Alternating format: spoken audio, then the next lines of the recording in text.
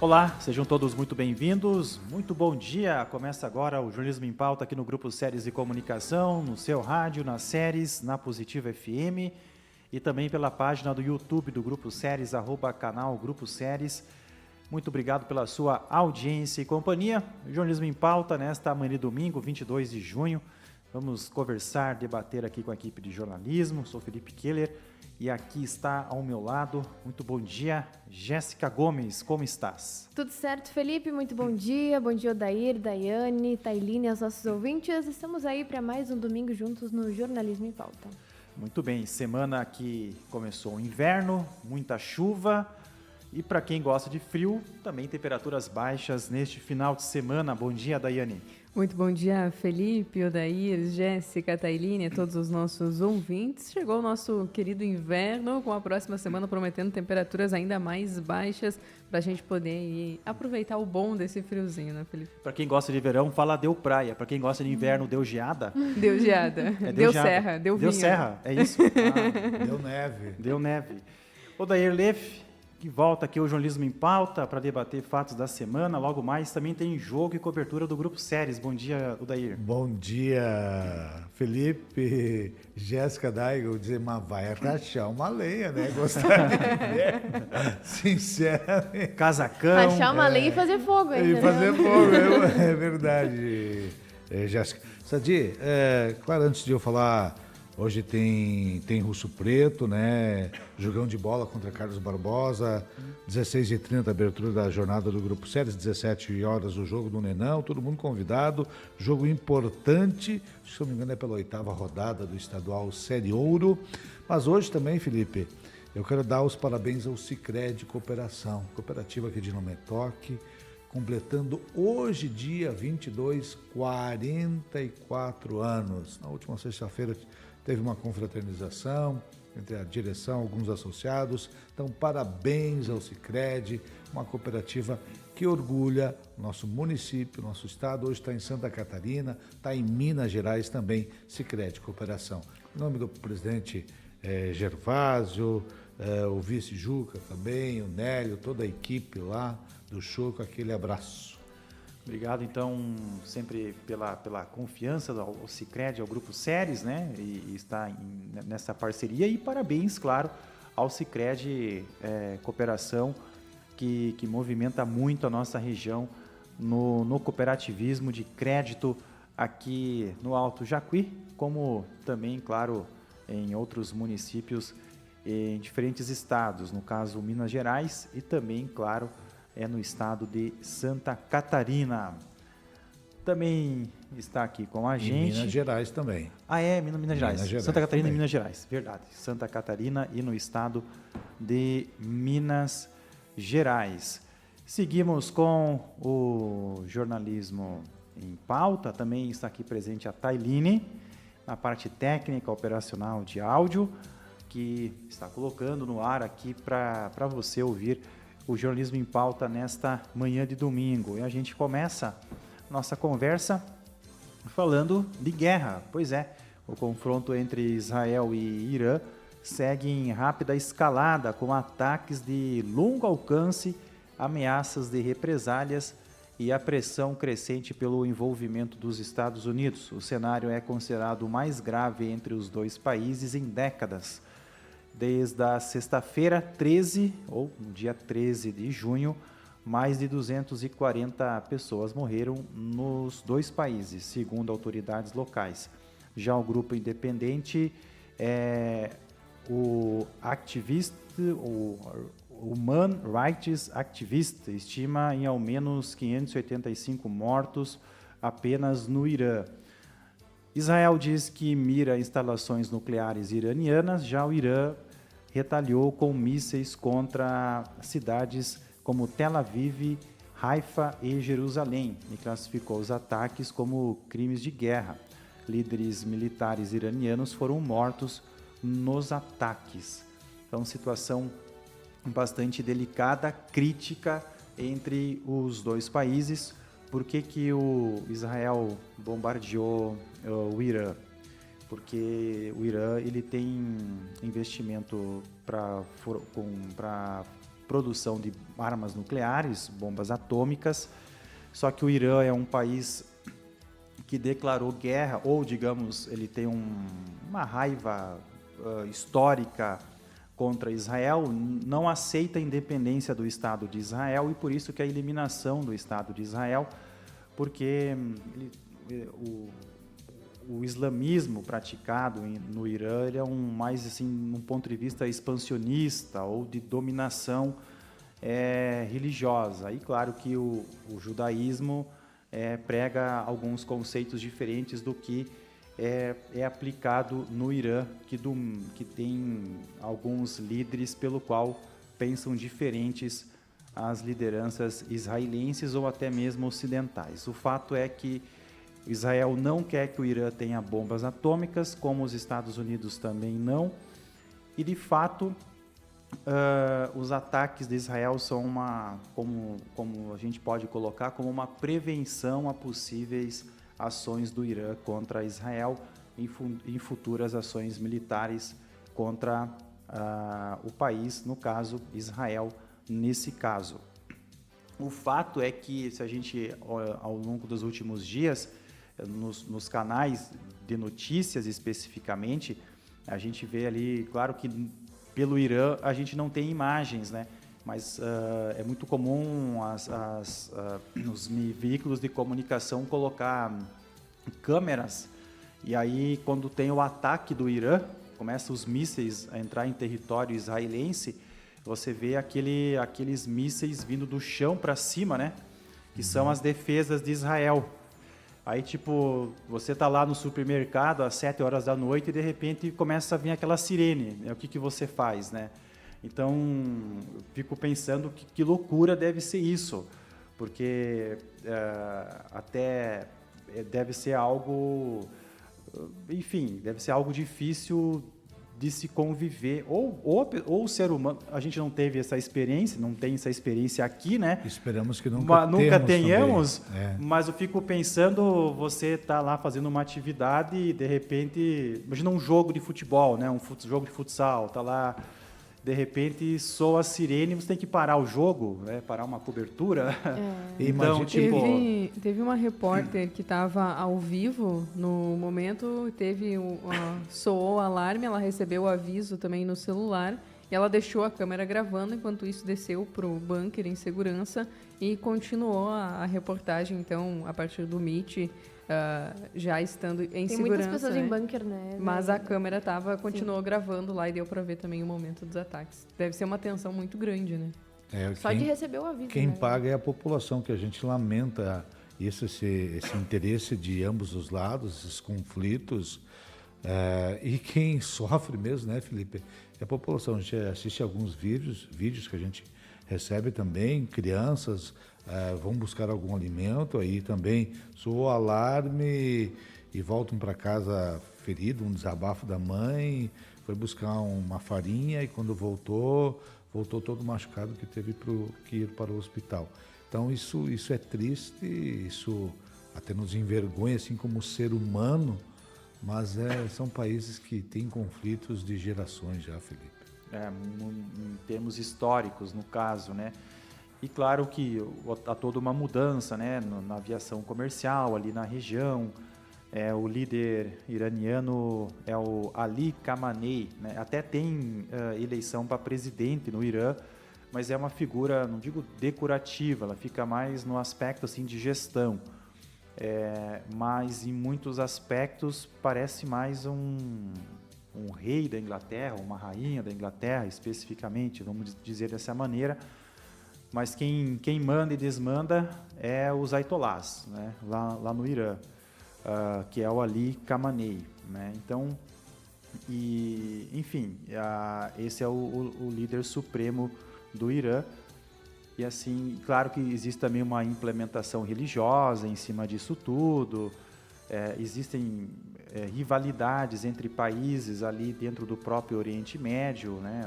A própria Arábia Saudita não gosta muito dos líderes atuais do Irã. Então, por exemplo, o Emirados Árabes também não se aproxima muito do Irã. Então, Mas, por exemplo, a Rússia, né, é um país muito próximo do Irã também, a Coreia do Norte, etc.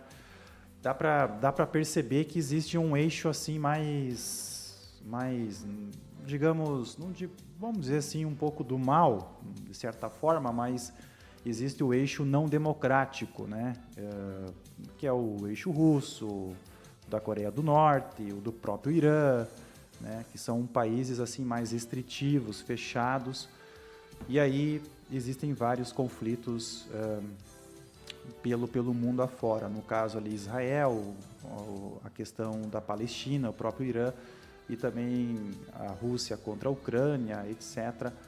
E outras situações militares que já aconteceram recentemente. Esses dias tinha uma confusão, uma briga entre Paquistão e Índia, né? Também começaram a ter um conflito ali. Ali uma situação histórica, né? O que está adormecido hoje são as Coreias, né? É tipo um vulcão, né? Daqui a pouco, né? Vem Do um jeito tiro. que está a situação, Vem um teve tiro- um período ali que eles estavam trocando alguns balões Isso. em área de fronteira ali, que estava meio delicado. Mas Agora, eu não sei, mas quem mora na Coreia do Norte, por exemplo, não pode fazer uma mochila, agora eu vou visitar meu familiar na Coreia. Não pode, né? Não Não pode. consegue sair. não sai. Exatamente, porque eles querem restringir, digamos, a cultura ocidental que a Coreia do Sul tem, né? E também enfim. não entra, né, com muita facilidade na Coreia do Norte.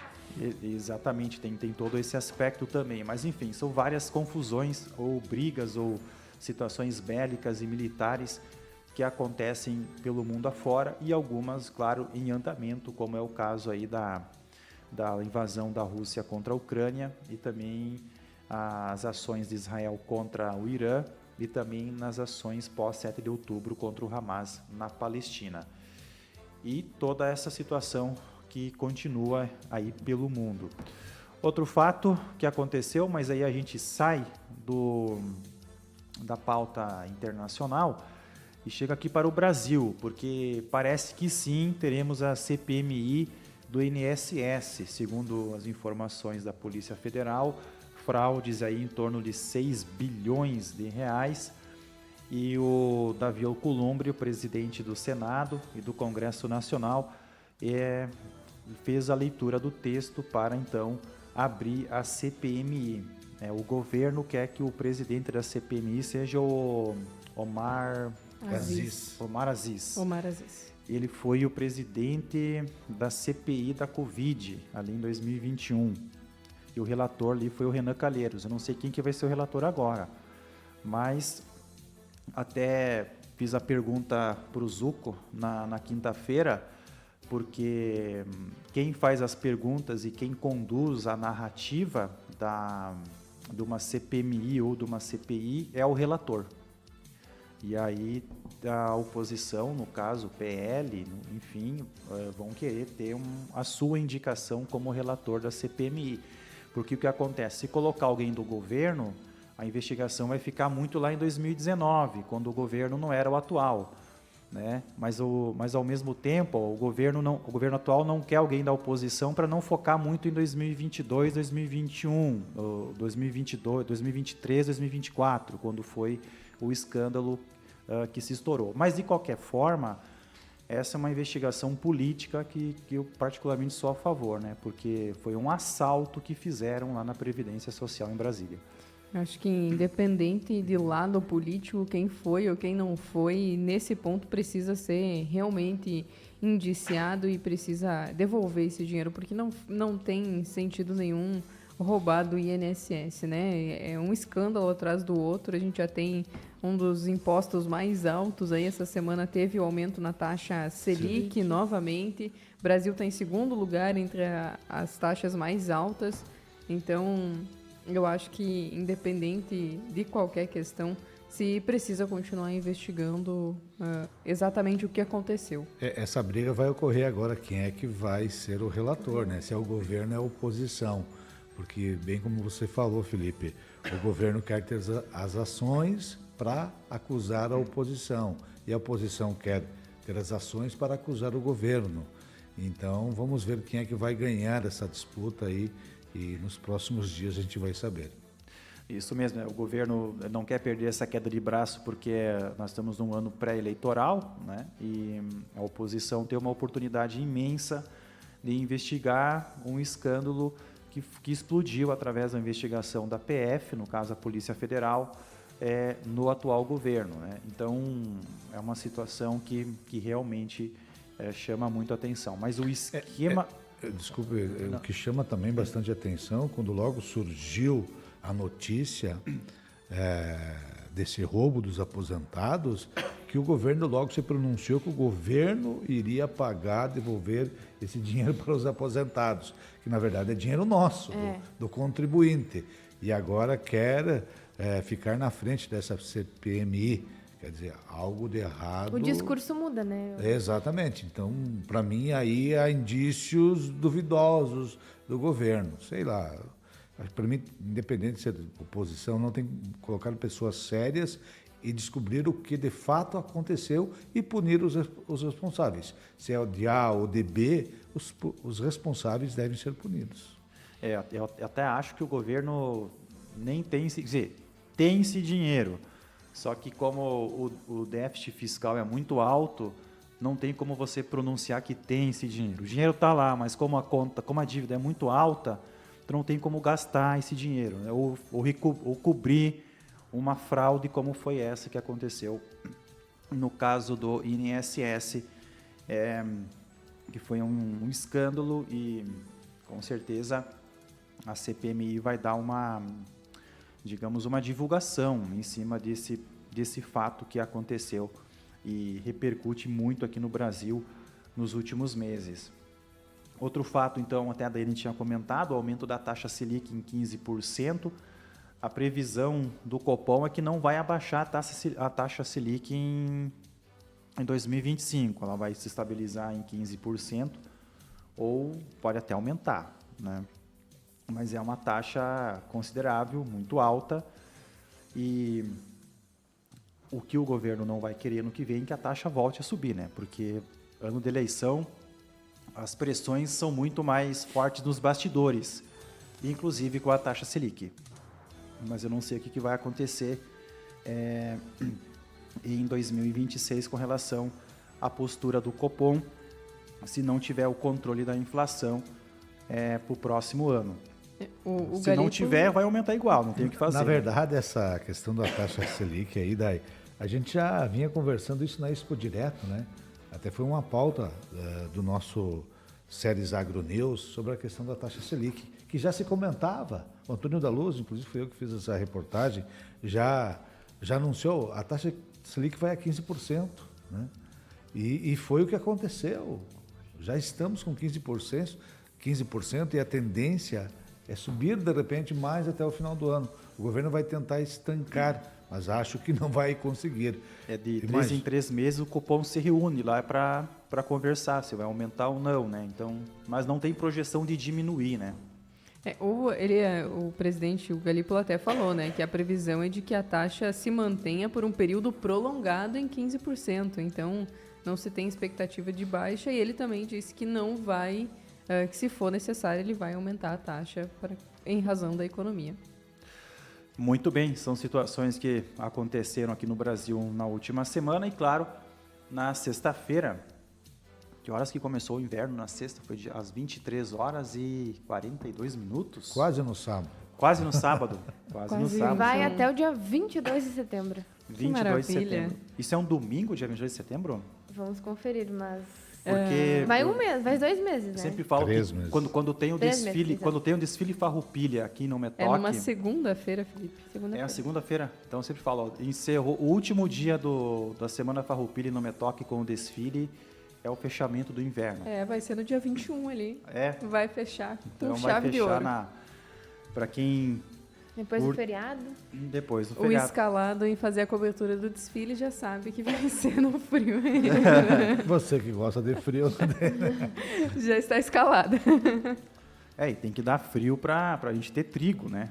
Tem outro aspecto aí também das lavouras, mas o inverno está começando, aliás, já começou, né? Alguns dias atrás, bem que esse frio que a gente estava tendo E no outono já é inverno, né? Acho que A gente já teve acho que alguns dias bem frios, né?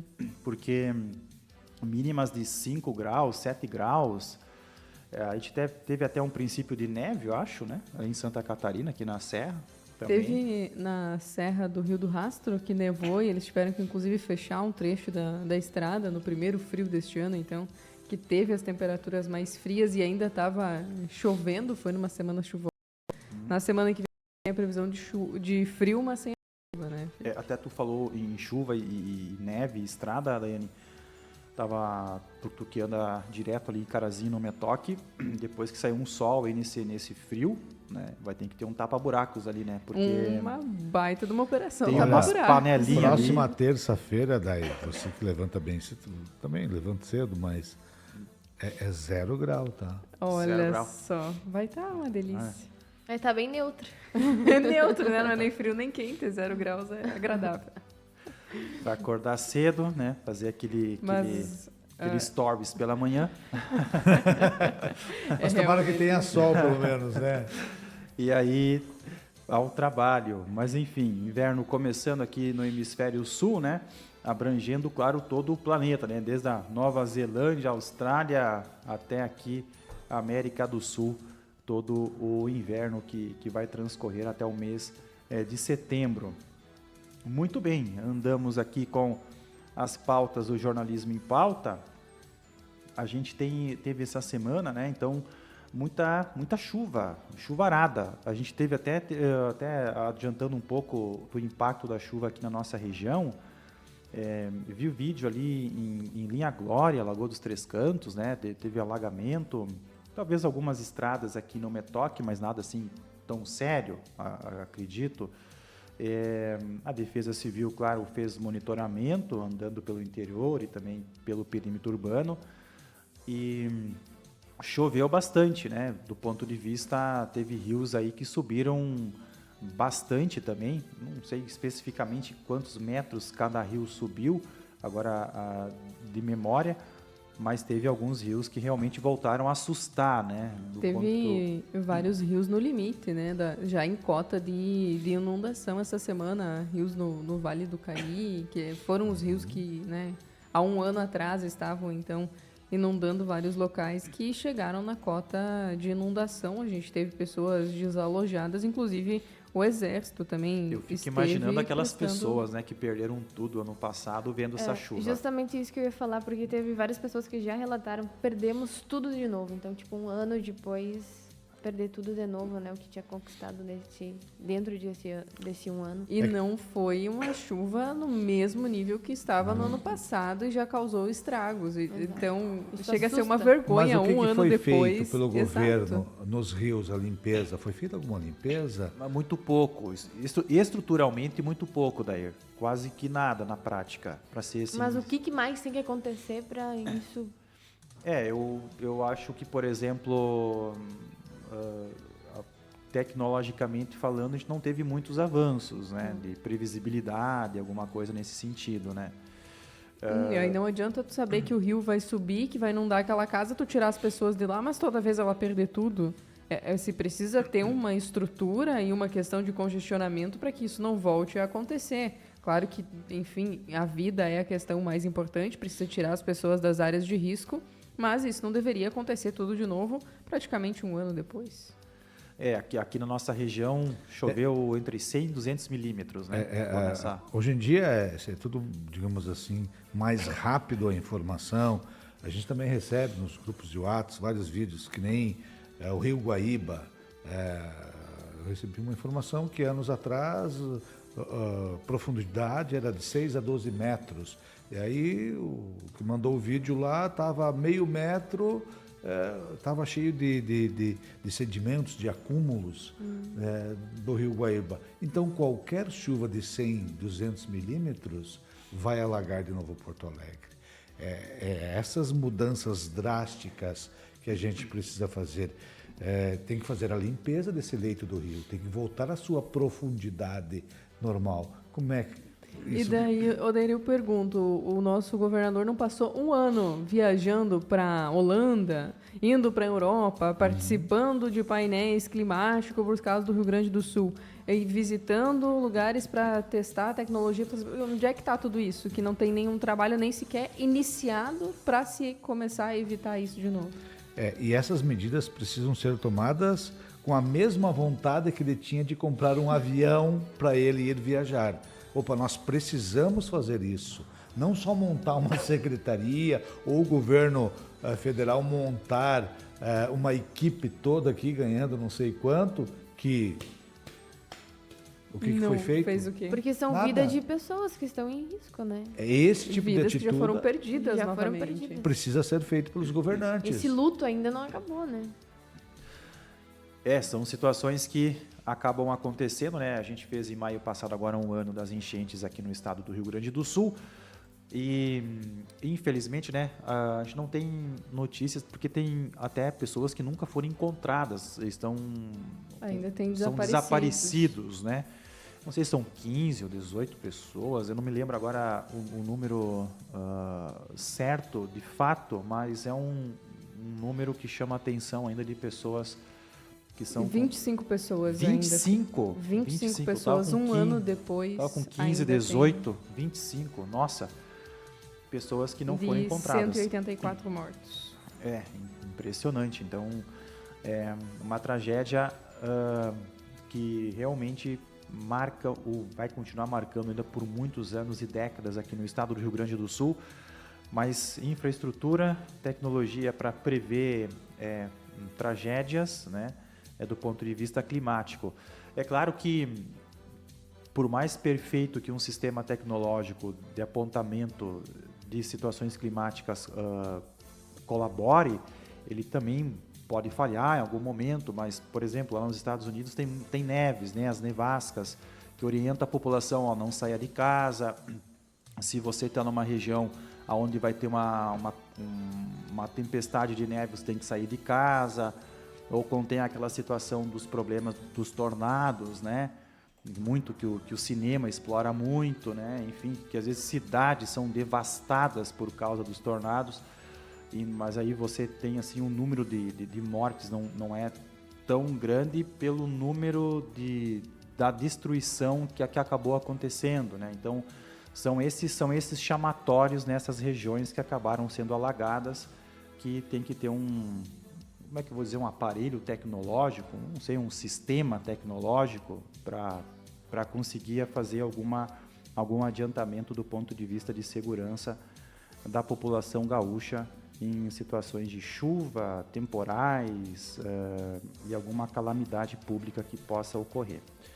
Muito bem, a gente sai da situação da chuva a pré-candidaturas. O Zuco comentou que ele é pré-candidato a governador. Pré-candidato a governador. Aí tem o Sanderson, é pré-candidato a senador.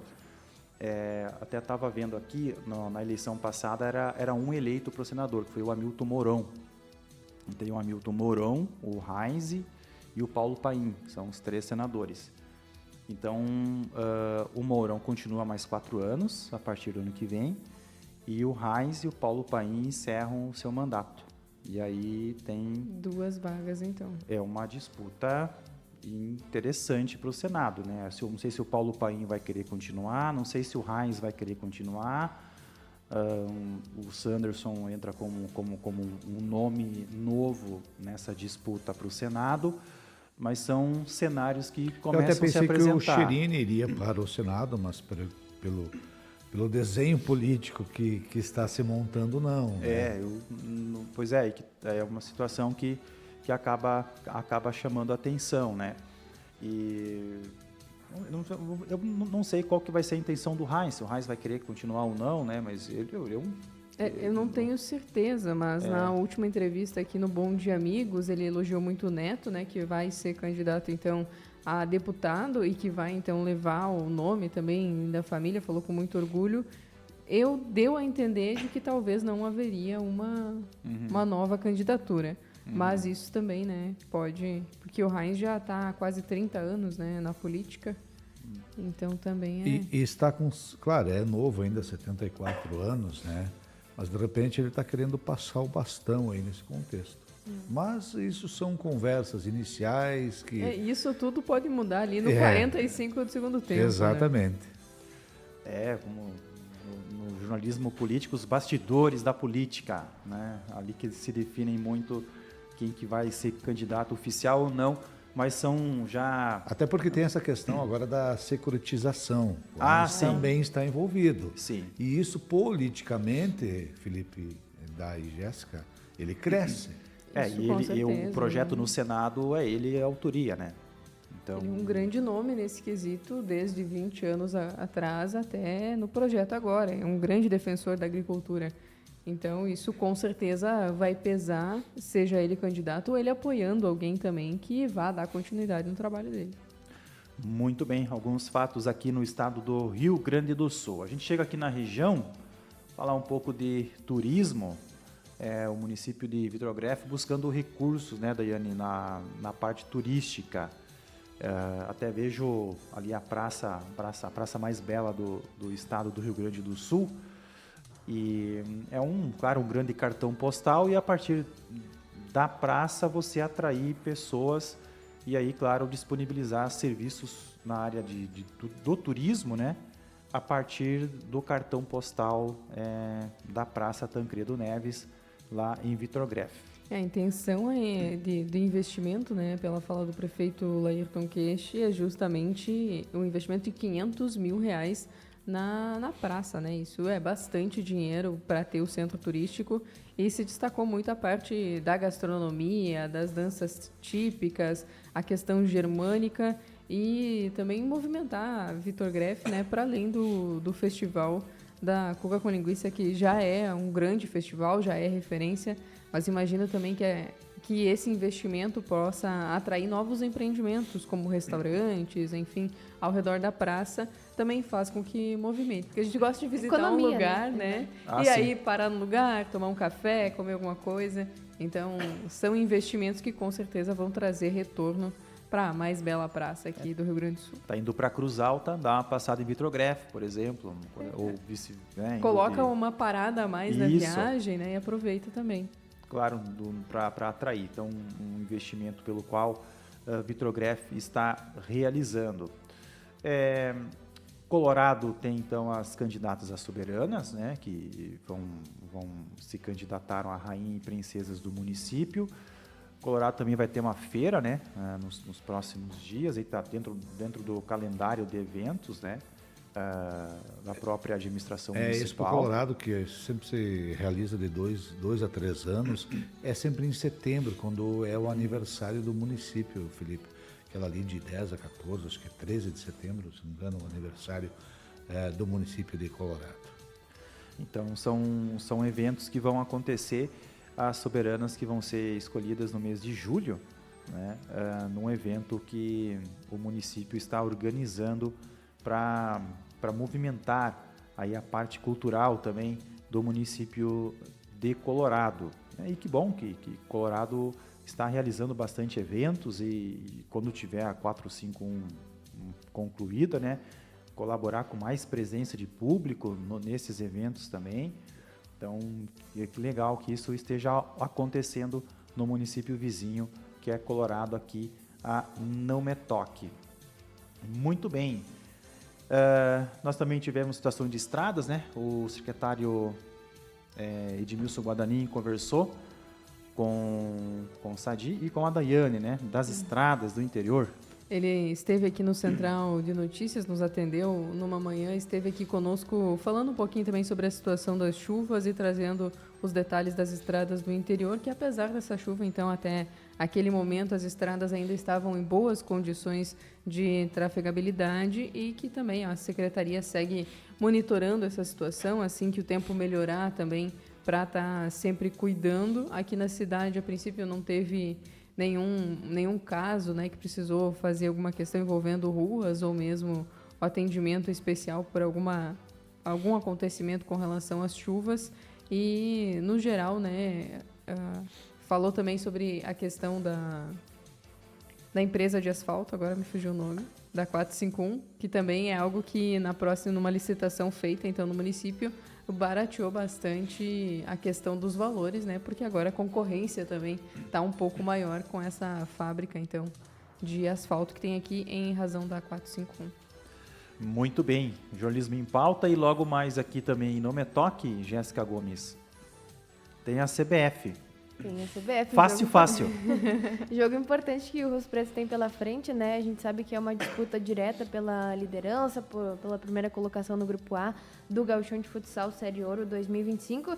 E a gente sabe que o Russo também vem de uma derrota num clássico, né? Odair? Isso impacta bastante também a equipe do Russo, que vem ainda mais forte para esse jogo de domingo. Exatamente.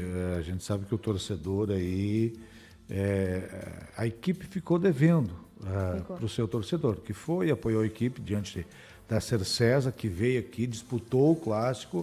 O Russo Preto demorou um pouquinho para entrar na partida e quando acordou, conseguiu empatar no primeiro tempo ainda, mas no segundo tempo não conseguiu reagir e tomou mais um gol e sendo derrotado para a equipe da Cercesa. Vamos ver hoje diante da CBF, que é bem mais difícil.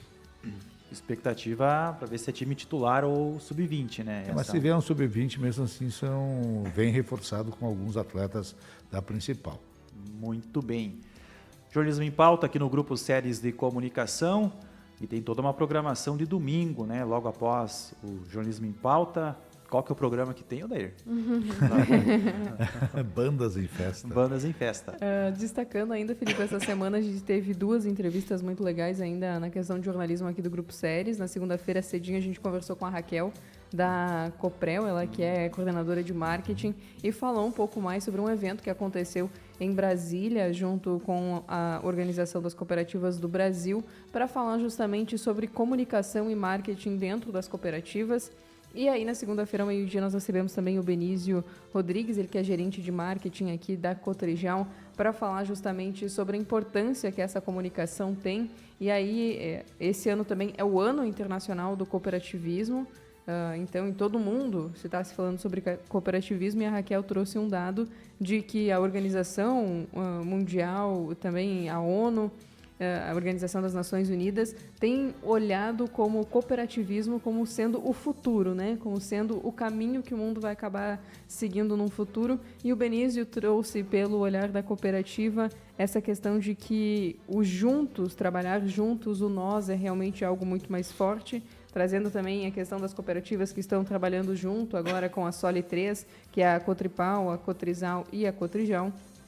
E justamente, né, a Coprel também tem uma atuação muito forte aqui e tem uma ligação muito forte com a Cotrijal, essa relação. Então, é muito bacana entender como essa comunicação, tanto para os cooperados quanto para a comunidade, para o bem social, é muito forte. E aí, no outro dia, a gente recebeu também o pessoal do Sicredi aqui, falando em cooperação ainda, mas aí trazendo novidades do Sicredi, com agora que tem um aplicativo Juntos, que é justamente para você comprar no comércio local, ganhar pontos e ganhar prêmios, o que faz ainda mais diferença, né? Que todos juntos trabalhamos, fazemos a diferença na comunidade. Sicredi está de aniversário hoje, você lembra, né? 44 anos.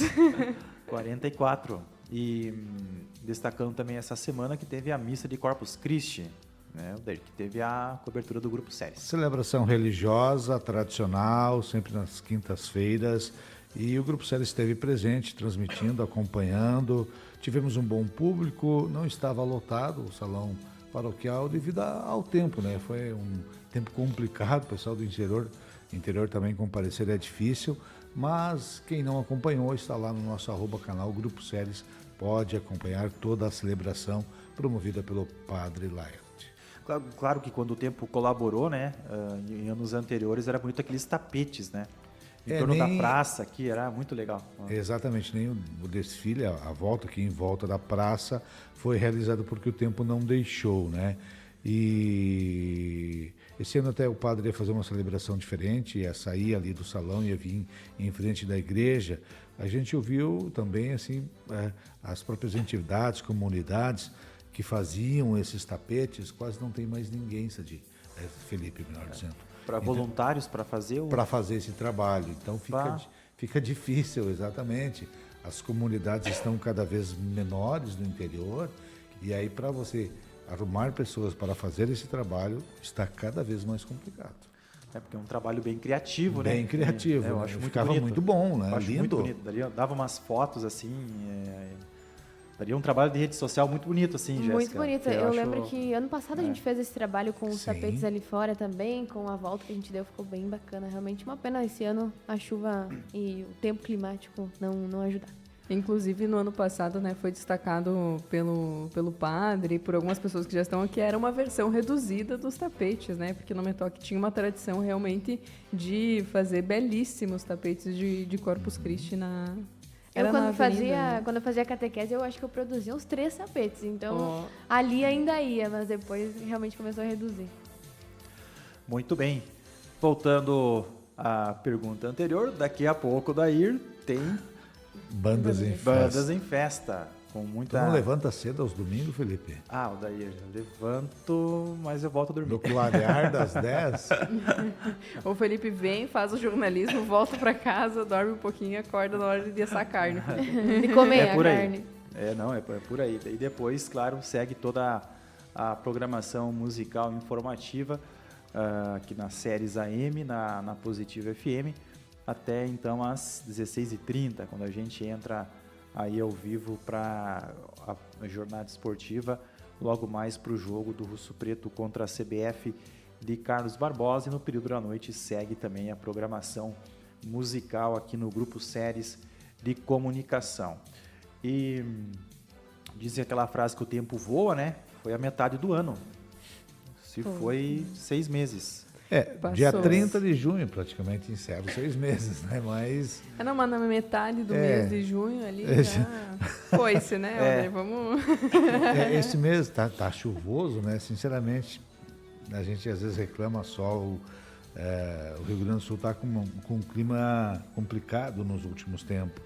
Vamos dividir um pouco dessa chuva lá no verão, né? Os extremos é sempre ruim, né? Exatamente. Inclusive, conversando com o Sadi essa semana, em um momento no Central de Notícias, a gente falou justamente, né, dessa mudança de que antigamente se chovia de uma forma mais parelha, né? Era ao longo das semanas, uma quantidade ao longo dos dias e uma chuva regular. Agora a gente tem um torrencial de chuva no momento e depois a chuva cessa e demora a voltar. E aí, até conversando com o Edmilson, ele citou que muitas vezes já se comentava de que isso iria acontecer e muitas vezes duvidavam, e que realmente é o que está acontecendo nesse momento, de a gente ter esses acúmulos de chuva em períodos mais curtos. Muito bem, seguimos com o Jornalismo em Pauta aqui na sua reta final, nesse domingo, primeiro domingo da estação inverno de 2025. Jéssica Gomes, muito obrigado pela presença, pela atenção aqui no Jornalismo em Pauta. Uma excelente semana. Tu vai estar de férias? Não é amanhã, né? Não. De novo de férias? Outra De novo, vez, tu acredita né? nisso? Como né? assim, né? De novo? Como é? Mais uma. Não, Daiane e Odair, você nem tem poder de voz pra falar. É julho e janeiro, né? É, É exatamente. isso aí. Bom, Felipe, muito obrigada. Obrigada, Dair, Daiane, Tailine, aos nossos ouvintes.